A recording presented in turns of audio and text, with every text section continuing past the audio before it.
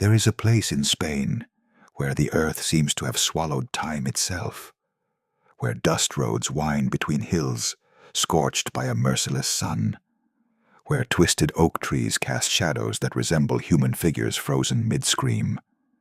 That place is the Cuenca Highlands, a vast and inhospitable stretch of the Castilian plateau that, in the early 20th century, was one of the most isolated, forgotten, and brutally poor corners of the entire Iberian Peninsula.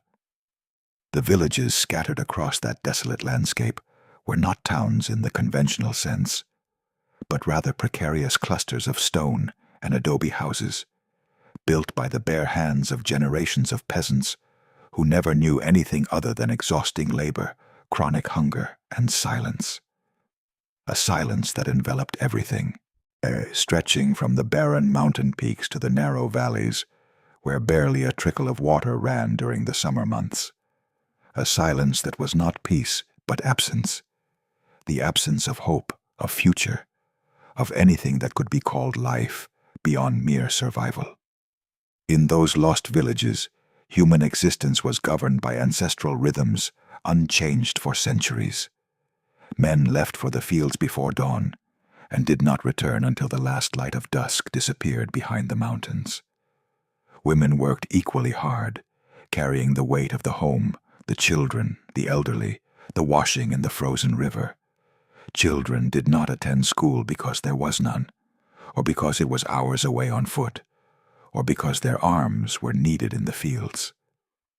Poverty was not a circumstantial condition, but a life sentence, an inheritance passed from parents to children with the same inevitability with which the earth inherited the dust of those who had died working it. It is in this setting that we must place the beginning of one of the darkest and most disturbing stories in Spanish judicial history. A story that speaks of the terrifying fragility of justice, of the capacity of power to destroy the innocent, of the ease with which an entire society can become an accomplice to horror. This is the story of the crimes of Cuenca. Before we continue, I want to invite you to subscribe to this channel if you haven't already. Subscribing is completely free and helps us enormously in continuing to produce high-quality true crime documentaries. And every subscription allows us to dedicate more time and resources to investigating and narrating these stories that deserve to be told. Now, let us return to the Cuenca Highlands. To understand what happened, we must first meet a man named José María Grimaldos López, known in his village as El Chepa. He was a shepherd, one of those anonymous men whose life unfolded in near absolute solitude, walking for hours along paths only he and his animals knew. El Chepa was a simple man with limited intellectual capacities, someone who could barely express himself clearly, who could neither read nor write. He occupied the lowest rung of his community's social hierarchy, the village fool, the one everyone mocked and no one took seriously. One day, José María Grimaldos disappeared. He simply ceased to be present. He did not show up to tend his flock, but was not seen in the village, did not appear in any of his usual places. In those small, isolated villages where nothing ever happened, any disruption to routine immediately became the subject of conversation, speculation, and rumor. Someone mentioned at the tavern that they hadn't seen El Chepa in days. A woman commented at the washhouse that his sheep were alone on the hillside. These fragments of information began circulating from mouth to mouth, and with each repetition they acquired a darker, more ominous weight.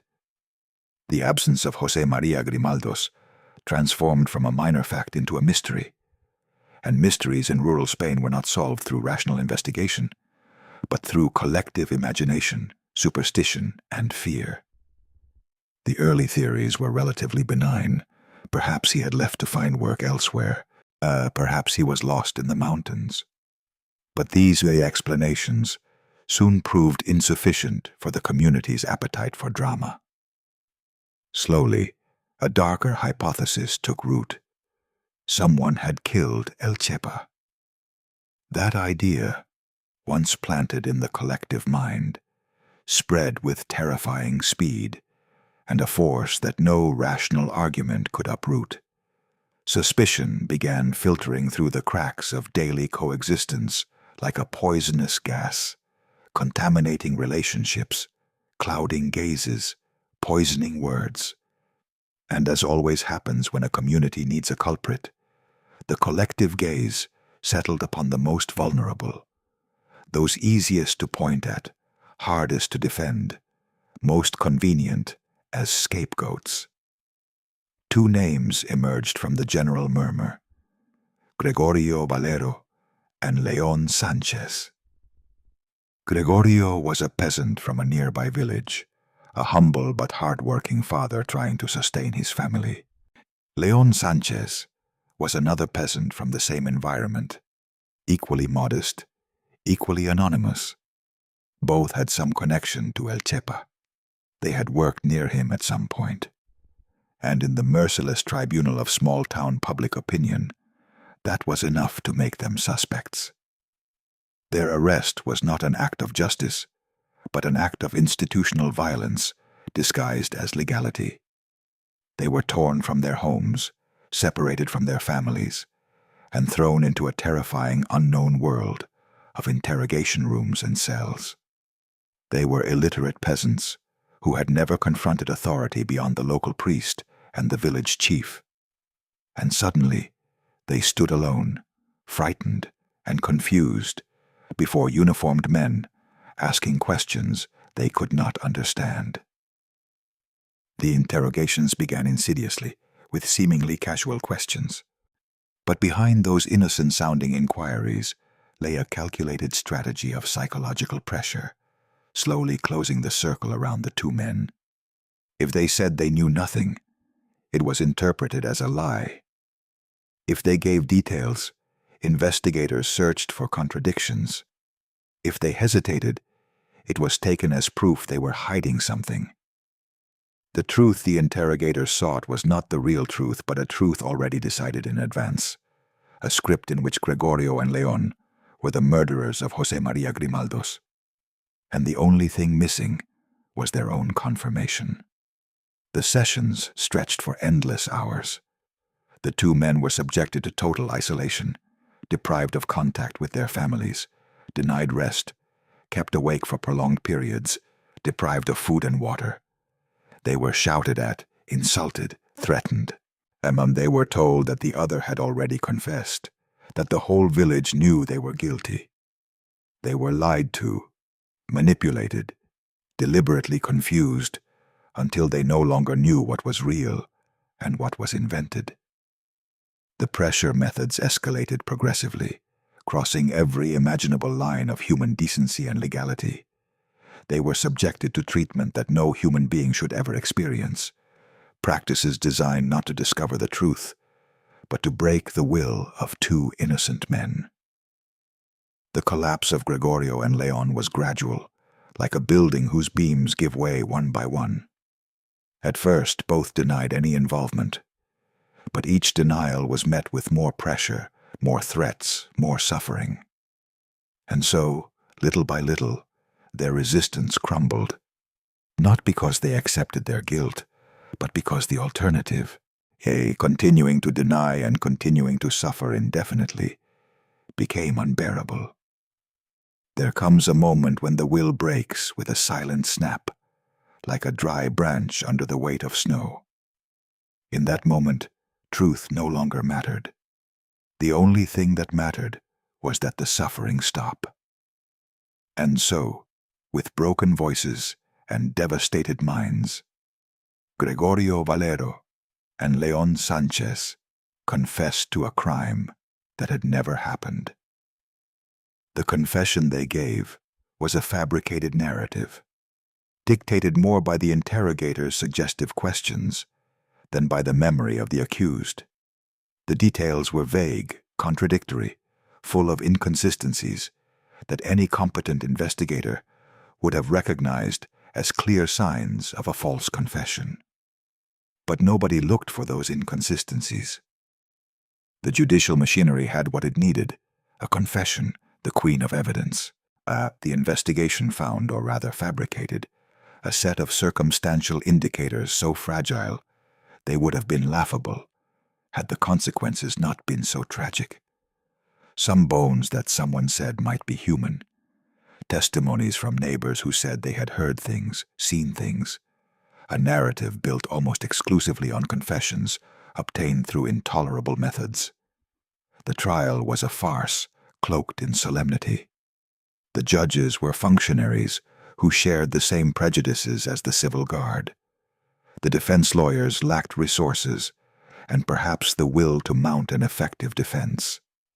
The accused themselves, illiterate, traumatized, terrified, were in no condition to defend themselves. The sentence fell like a stone, guilty of murder, condemned to long prison terms. The community received the verdict with a mixture of satisfaction and relief. Nobody stopped to think that justice had not been served, but slaughtered. Prison was a death in life.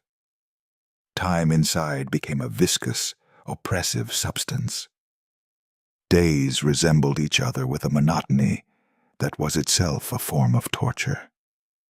The worst part was the knowledge, permanent, obsessive, maddening, that they were innocent. A guilty person can at least find logic in their punishment. An innocent person condemned lives in a state of permanent dissonance, a wound that never heals, a source of inexhaustible rage and desperation. Meanwhile, somewhere in Spain, a man was still alive. José María Grimaldos was not dead in any ditch, nor buried in any field. He was alive, breathing, eating, walking through the streets of some town where nobody knew him, completely unaware that two men were rotting in prison for supposedly having murdered him. His disappearance had not been a crime, but a relocation, the decision of a simple man who one day decided to go somewhere else because nothing held him where he was. The day the truth came to light was the day that changed everything. Someone recognized José María Grimaldos.